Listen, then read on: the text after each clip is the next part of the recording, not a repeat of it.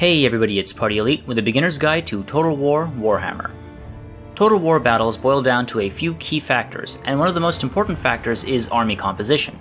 Even the greatest general would do poorly if the troops are simply incapable of dealing with the situation at hand. What I explain here is a generic overview of army composition. It explores the theory behind the topic with only a few specific examples. These theories can be applied with variation across factions and in campaign as well as battle modes. I will explore each faction in detail in later episodes. There are a few ways to build an army. All-in builds rely heavily on a specific angle of approach. Various tournaments will have rules to prevent such builds, but the idea behind them is simple. You find the one thing that makes your army nearly impossible to beat unless the opponent predicts it, and you build accordingly. Examples include the Death Star, or a build around the Lore of Death, or an all-Pegasus build. Then there is the hard counter build. These rely almost entirely on guesswork. Consider your opponent, both faction and player if applicable. Do they have a history of all-in builds? Are they using a faction that could garner them an easy win with such a build? Are they more likely to use specific unit types than others? Once you make such predictions, you build your army to counter it. For example, if you're expecting to be up against an army of only giants, you build an army of only anti-large units. Both of these rely on guesswork, but the third option is a balanced build, and puts you in the driver's seat. Identify your faction's strengths, make a plan according to said strengths, consider possible plays your opponent might have, consider your counters to these plays, and build with these considerations. You'll want to lord with high survivability to protect yourself from easy general sniping and the resulting morale debuff. Keep in mind, the lord has various abilities and spells that can help your troops and hinder the enemy. Take these abilities into consideration when picking a lord. So, for example, Gelt with the Lore of Metal might be a better pick for a battle against dwarves than the Emperor. Selecting a hero boils down to your strategy and your opponent once again. A Lore of Fire Bright Wizard won't do well against an army that is largely resistant to fire damage, for example. The next step is to determine your main line, or your front line. You're looking for units that can take a beating and hold the line. Unless you're expecting a heavily armored opponent, like a dwarf army, these guys don't need armor-piercing capabilities. Ideally, they'll have some light armor and be shielded, keeping them relatively safe from archer fire, and will have an above-average number of individuals in the unit. The idea here is a cheap unit that has some survivability and can help you steer the battle lines. Up next are the primary reserves. These guys come into play in specific scenarios. 1. When the front line is faltering, you can send them in to plug in holes. 2. To flank the enemy and gain the upper hand. 3. When an opportunity presents itself, these guys can go in and push said opportunity. In all of these cases, your reserve units are less fatigued than your front line and than the enemy's front line when they engage, and they will help tip an even battle. Your reserves can be composed of cheap units as well, as they will likely only be called into action in ideal scenarios, though an anti-infantry unit can quickly turn an even infantry melee into an instant victory. As with your front line, shielded units have extra protection from any ranged fire they suffer as they wait to enter combat. Typically, I'll have half as many primary reserve units as my front line, rounding down. Next, an extension of your reserves are your specialized units. These troops are exceptional at specific tasks and should be set aside for these tasks only. Specialized units include anti-large, anti-infantry, armor-piercing, damage-dealing, terror-causing, monstrous infantry, etc., and combinations of those traits.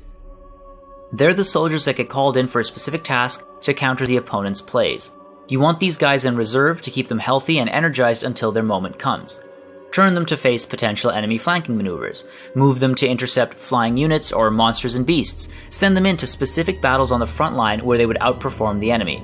Remember, these guys are specialized. Use them to perform the task they're meant for and you will come out on top. The number of specialized units depends entirely on who and what I'm up against. If I'm expecting a cavalry-heavy vampire count army, I'll have a large number of anti-large units. If I'm up against the heavily armored dwarves, I'd have 0 anti-large units, but plenty of armor-piercing units. Then we've got ranged units, unless you're playing as vampire counts or chaos. Don't rely too heavily on ranged units, as they are limited when the melee starts and when they've run out of ammo.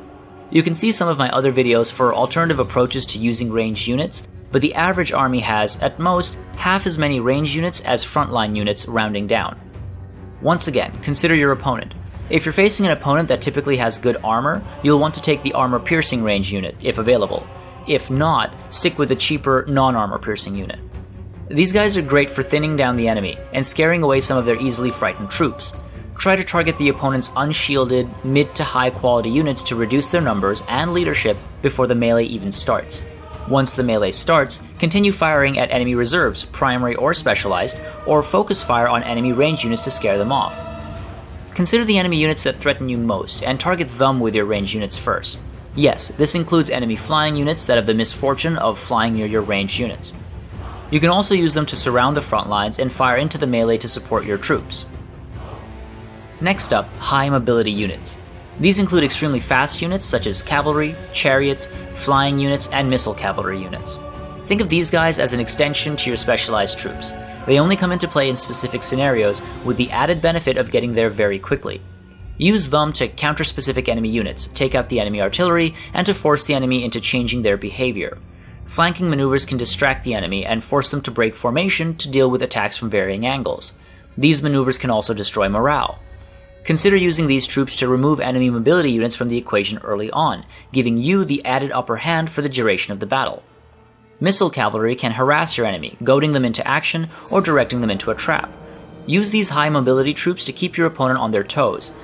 When choosing these units, try and get the anti-large variants. This helps ensure any engagement against similar units on the other side of the field go in your favor, unless the enemy is thinking along the same lines. I typically field at least 4 high mobility units, and if my faction doesn't have any available, I'll swap them out for an even split between specialized and ranged units.